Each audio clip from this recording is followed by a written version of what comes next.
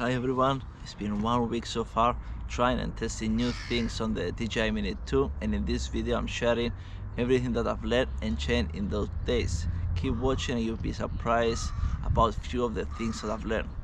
Let's begin.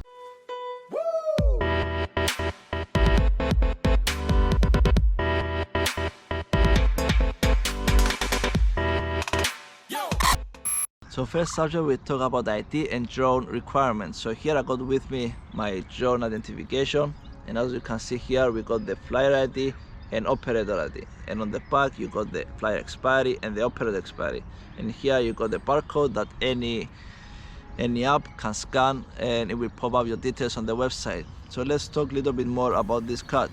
The flyer ID, it's valid for 5 years, and it's a theory test with 40 questions, and the pass mark is 30 questions, and it's free to do it. So it's good to do it. It will get you some knowledge regarding your drone and the regulations. The operator ID, it's valid for 1 year, and it costs £9 to do it.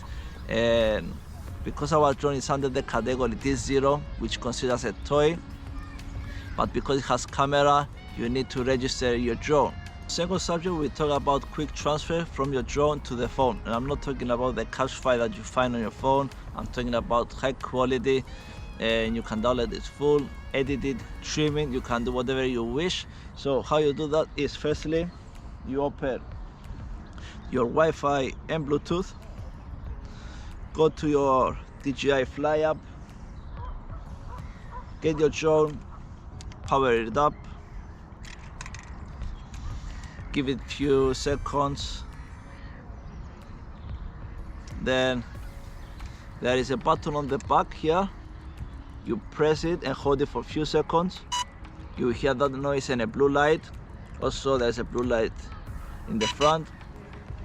That means it's ready to do the quick transfer with high speeds.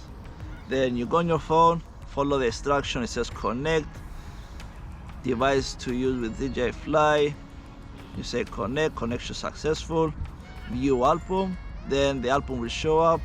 You go to the footage that you want to download, you press on the button, full download or trim download, you press it and you will have the full download on your phone. I'm not going to go through that.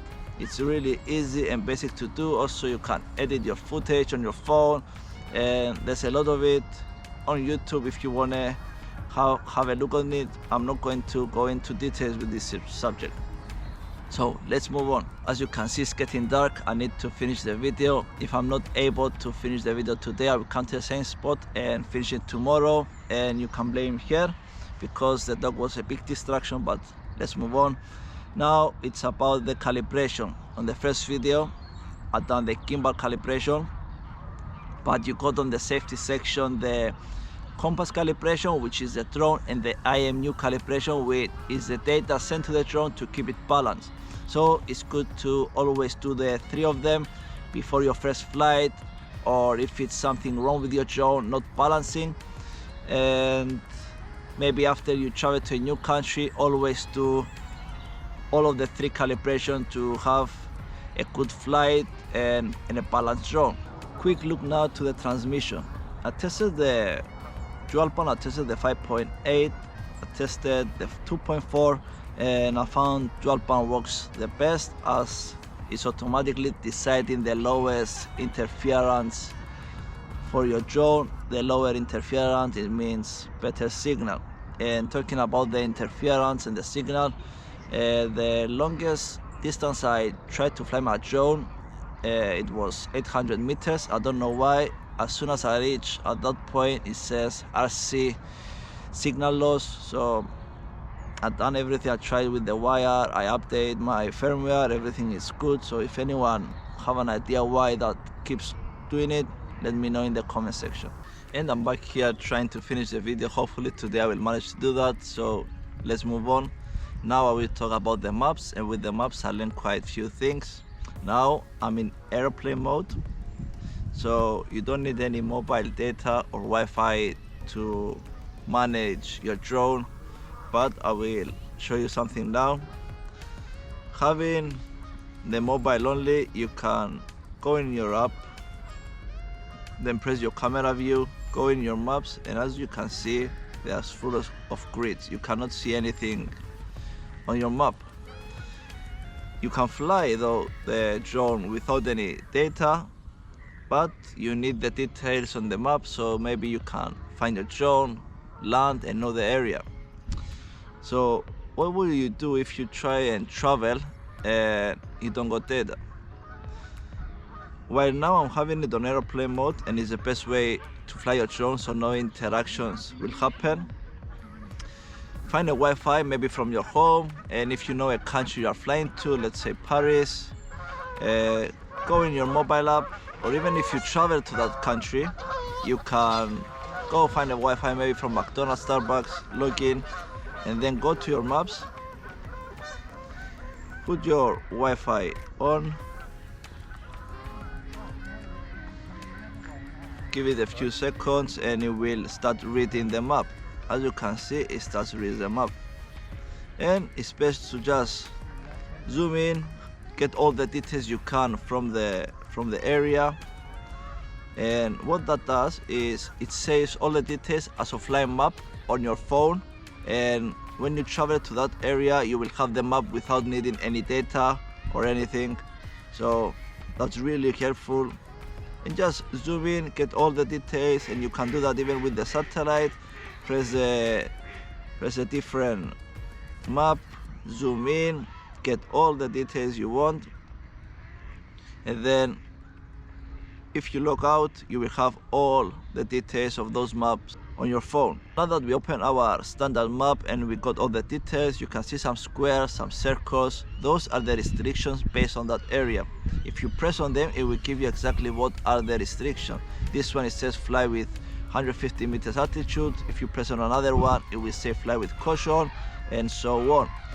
Those that are saying it's you need to unlock the flight restrictions, and maybe it's an airport or a military zone, you can do that by going the website of the DJI, but that would be legally. To do it legally, you need to contact the FAA, and that way you will get an approval with an email and confirmation that you are able to fly. So now going into the drone itself, to show you some also cool things, is on the first video I showed you how to start the propellers by holding the left and right joystick through the outside,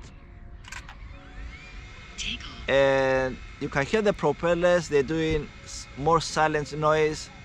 The cool thing that I'm about to show you now is if you press the drone down or up, it will just automatically hover itself. So look at this.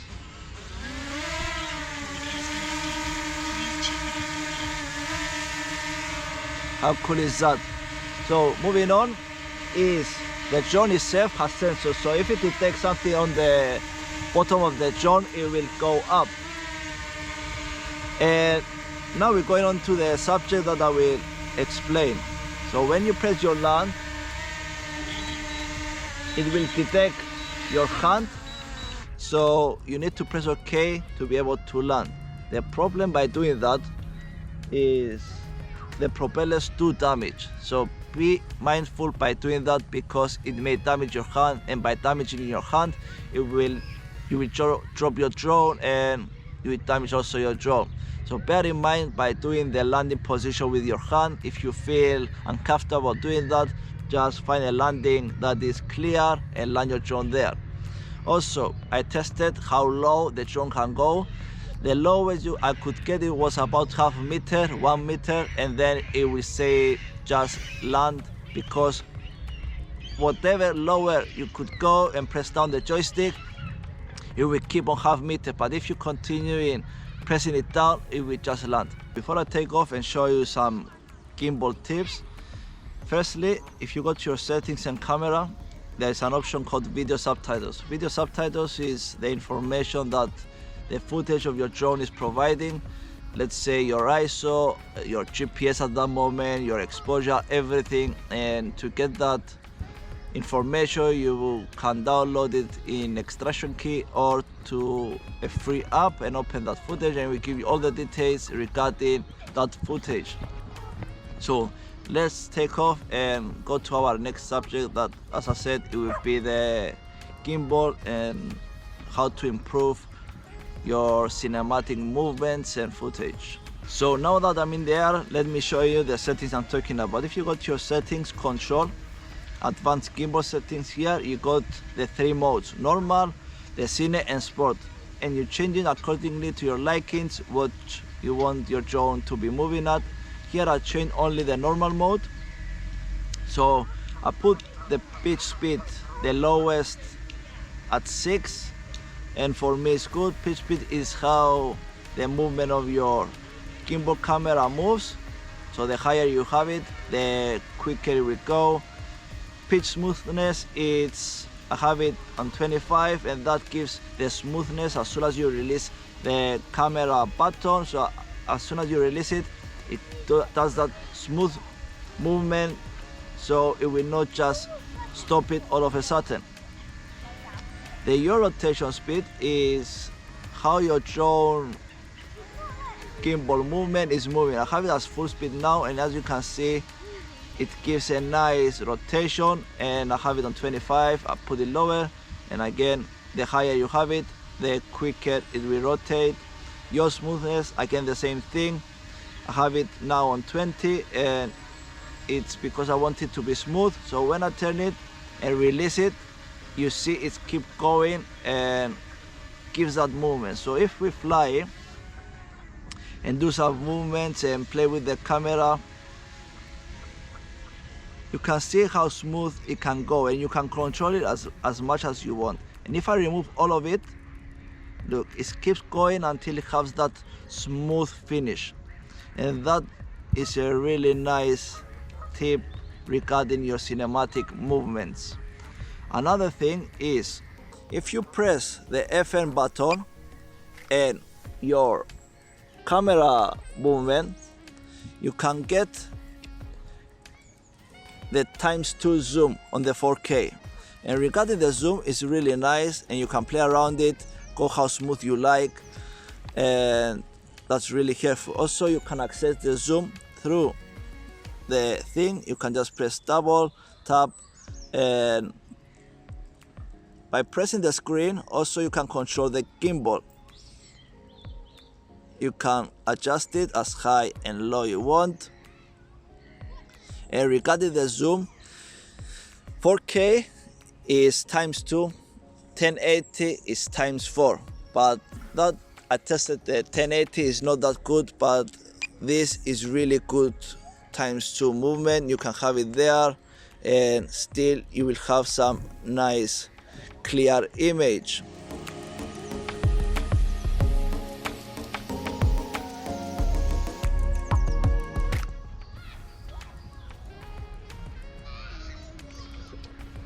So now that I've done a small break and I'm back in the air, we will talk about the next subject, will be about the white balance. I already mentioned it on my first video, but I didn't mention this. So here I have it on manual, but if you go on auto and back to manual, these are the settings. It will automatically change based on the drone's system that reads this is the best color for your footage. So if you are worried about the white balance, what to do, you just go auto and back to manual, and it will automatically change. And by having it back to manual, it will keep the color consistency of your footage without changing anything. So next is about picture quality. By going to your photo and then settings, the size 60:9, it will give you the diagonal, and 4:3 it will crop it. By cropping it, it will give you the best image quality with more pixels to work with. So also, as you see, the lighting is not that good. By pressing on your screen, you can adjust the areas of the lighting you want to focus on. I also tested yesterday night shots on low light conditions. I tested the auto settings and also tested the manual settings, and I found it best with auto settings. Works better for me. For a 4K small drone camera, does really good job. Finishing off with the last part that was the most surprising for me, and I'm sure it will be for you too, and I don't suggest doing it there must be a big reason by doing it. Maybe you lost your phone, maybe someone stole it and you need some footage, some drone footage, some pictures even. Well, we talk about not having a Wi-Fi and data and the drone still works. What about not having even the phone? Well, it does. It really works, and you can even take picture, you can even take a video and everything. So we will do just that and you will see. So by starting off your drone, we do the normal mode and you got your drone working. And look at this. How cool is that? You can even control everything, fly normal. If you want to record, you press record, you will hear the beep because there is no way you know that you're recording. You don't know how much battery you got, you don't know nothing about. So be aware if you want to try this.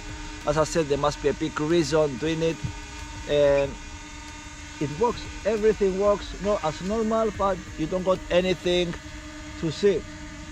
You can even take the picture and so on. And if you want to land, you put your hand, maybe keep the button down and it lands perfectly. Let me know in the comment section if you knew about this one, if you didn't, and I hope all the information and details that I gave, you found them useful. And yeah, this is it for the video. If I make a third video, we will see. So thank you for watching.